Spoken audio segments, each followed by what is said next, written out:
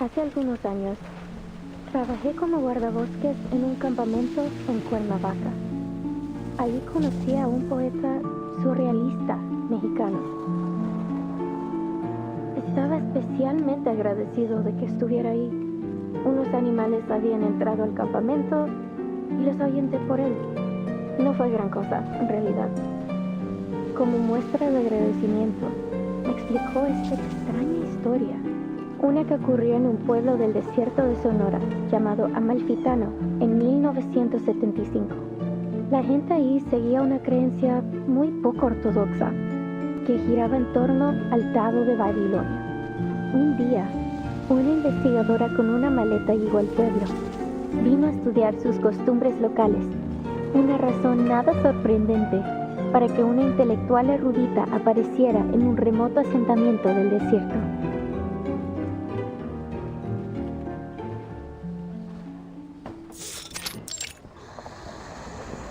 But little did she know, this dusty old town and its peculiar custom would lead her down an entirely unexpected path. Hold on. Sorry to interrupt, Recoleta. Does this researcher, she could be Nora, Joanna, or Teresa?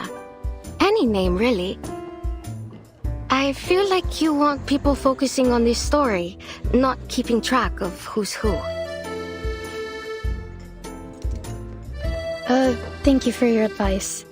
But she isn't a Nora, or a Joanna, or a Teresa. She's just herself, a paracausality researcher. You see that look? She's halfway to eating you alive. Face it, Maria. She wouldn't be the loca we know if she listened to anyone. Ah, alright. So you didn't like the opening. Fine. I'll come up with something new. Maybe I'll start with a bit of exposition on the Die of Babylon, beginning with its origins as a secret relic created by an Aztec priest, imprisoned by the conquistadores.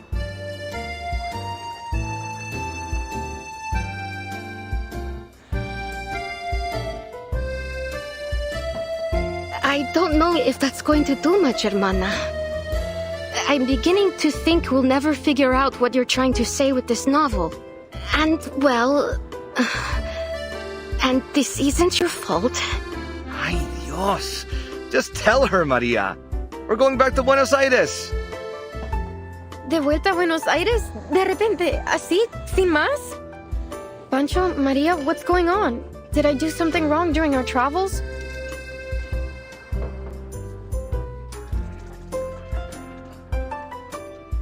Ah, see. I know what it is. I've bored you with my constant rambling over this novel. No, Recoleta.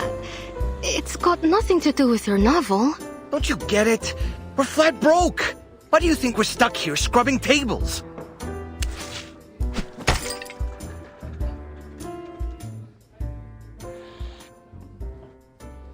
Because we can't pay for all the mate we've been drinking. That wasn't a question, Recoleta. We've crossed the continent, crashed the readings of all those prestigious poets, and leave the way a real artist should. And, I admit it, it's been just as amazing as you promised. But we can't go on living like this. You know that we both care about you, and we believe in your novel too. I'd be lying if I said this journey meant nothing to me.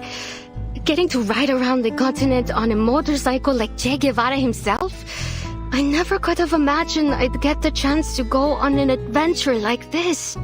We got to live the dream. A real dream.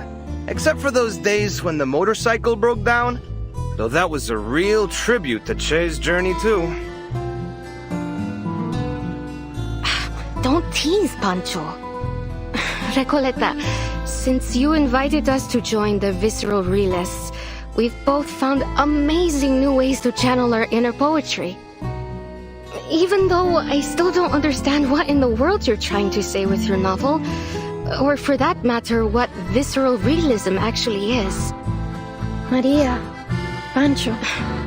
You told us not to worry about the definitions, to feel and to live in our words. We did just as you said, and it felt great. But...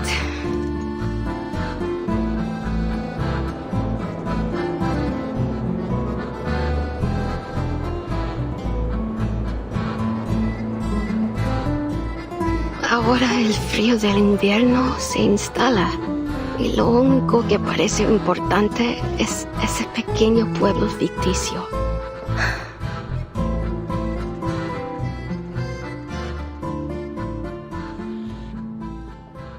I appreciate your honesty, amigos. I was worried the problem was much worse than all that. Winter here isn't as dreadful as you think, and I know just the place to keep us warm.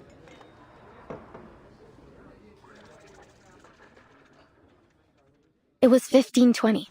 Arcanist Ferdinand Magellan sailed across unfamiliar waters under orders from the Spanish crown. Over the vast gray sea, he saw spots of light in the distance. An island. He named it Tierra del Fuego. For the next 400 years, Ushuaia faithfully served its role at the end of the world. It became the continent's penal colony, and its largest building even served as a prison. Many arcanists were exiled there. By the turn of the century, the arcanist hunt had reached its peak, and the Comala Sanatorium was built. Well, as you may already know, at that time, most arcanists were believed to be victims of madness. The sanatorium was their ship of fools. However, as people began to realize that arcanist blood wasn't a guarantee of madness, fewer and fewer were imprisoned there. By 1947, it was officially closed. Until the 1970s, when a group of people from the National Foucault Studies Association returned to the island with new ideas for the location. They spoke in abstract terms and opaque theories that no one could understand. They rebuilt this place and gave it a new name. After a long period of construction, the Comala Sanatorium became a prison once more, one designed to hold arcanist criminals. They were taken from the streets and the psychiatric clinics, from secret societies and rebel groups. Any arcanist deemed mentally or socially unfit would be locked away there.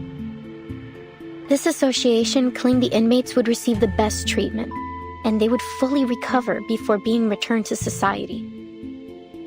A prison, a medical lab, a sanatorium, call it whatever you want. That is what Comala is today.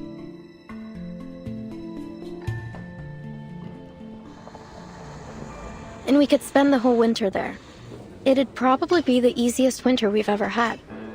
All that it requires is a little bit of acting. It won't be hard to pass ourselves off as a bunch of unstable crackpots. A touch of madness comes parceled with the gifts of being an arcanist. That's your brilliant idea? To get us locked up in an asylum? You understand we'd be prisoners there, don't you? It's not like we get to put our feet up and relax by a fire.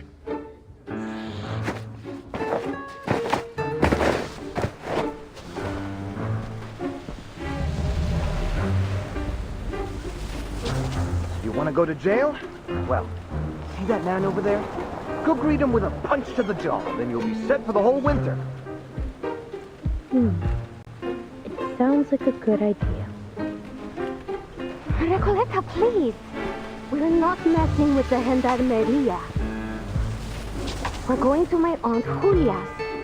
She said she could take us in at her vineyard up north near the capital. But with harvest season, they could use all the help they can get. We'll return to Ushuaia next year. Or when the winter has passed. It'll still be great.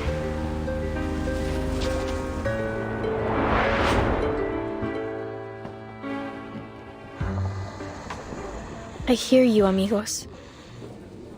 But respectfully, I must turn down your offer. This has been more than just a road trip for me. I know sticking around here for the winter won't be easy, but this could be my last chance. What if things change again? I can't just wait for spring. Recoleta. What did I tell you, Maria? She never listens. Wasting your breath. Adios, Recoleta. I don't think we'll meet again.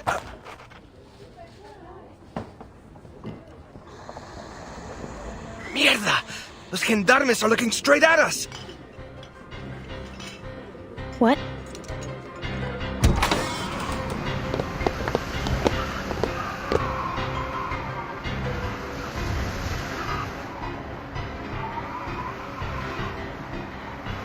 Stop right there. You three match the descriptions of some intruders at the poetry meeting in Casa Pionera.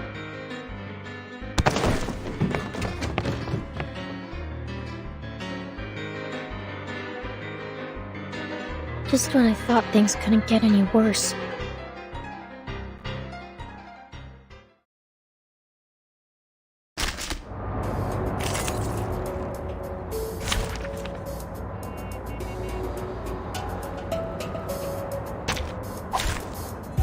Program activated.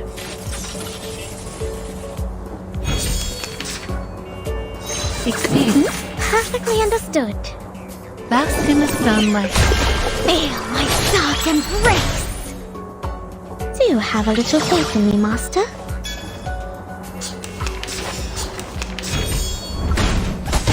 Under attack. Charging. Loading. Charging. Target confirmed. Faraday's Miracle.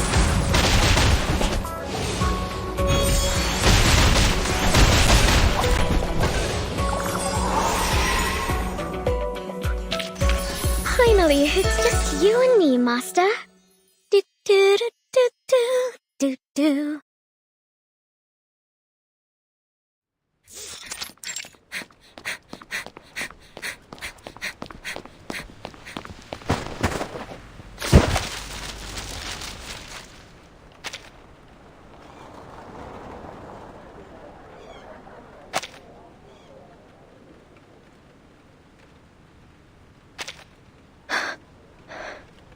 Gracias a Dios. Creo que los perdimos. Are you all right? Gracias. Better to kiss the ground than kiss the gendarme's boots, if one must choose. Wait a second. Doris, is that you? Funny how life moves in circles and puts an old friend in my path. How have you been? Are you paying another visit to Comala? Doris.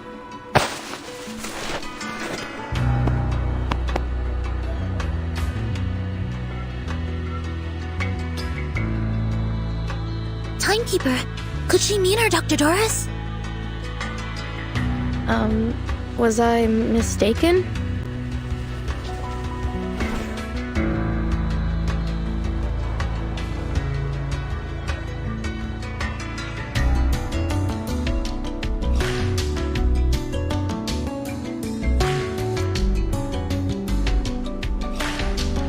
How strange. I've never seen two people so alike. But please, forgive me. It's been a long day. No need to apologize. In fact, the person you just mentioned sounds like someone we're looking for. Could you tell me where you last saw her? Sure, Excuse me. You're not from around here, are you? Your accents and those clothes give you away. Come with me. I know a warmer place to talk.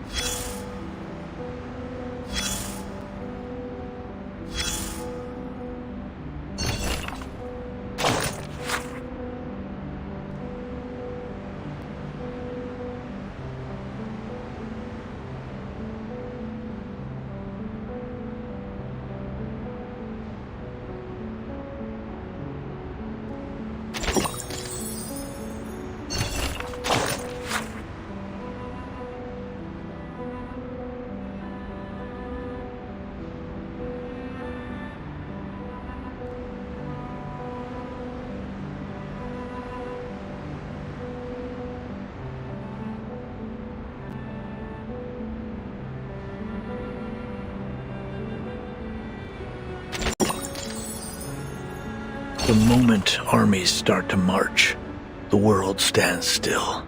You fight or fall back, charge forward or run. Those are the only rules on the battlefield.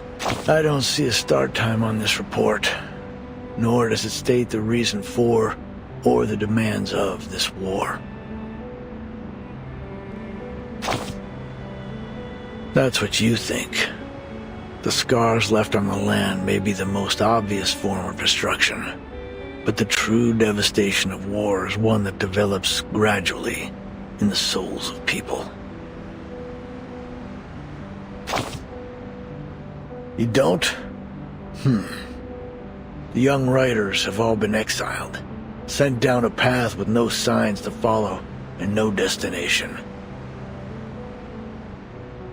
In dark days of bloody conflict, soldiers often find comfort in scriptures and verses, or in letters from their loved ones.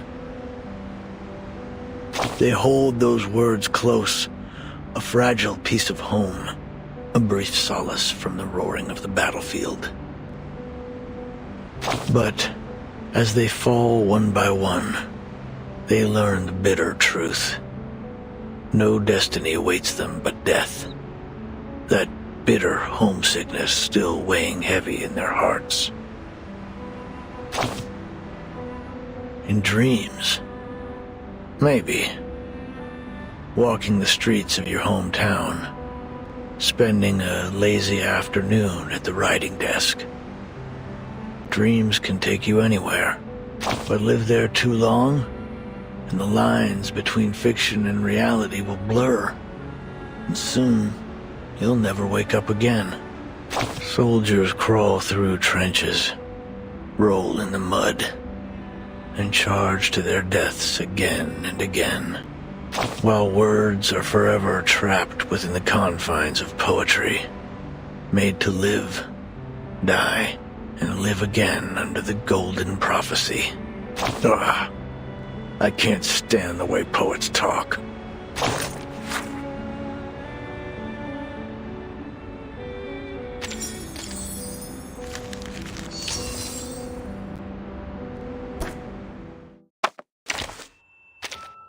Vertin abrió la puerta de golpe. Llevaba una expresión que su...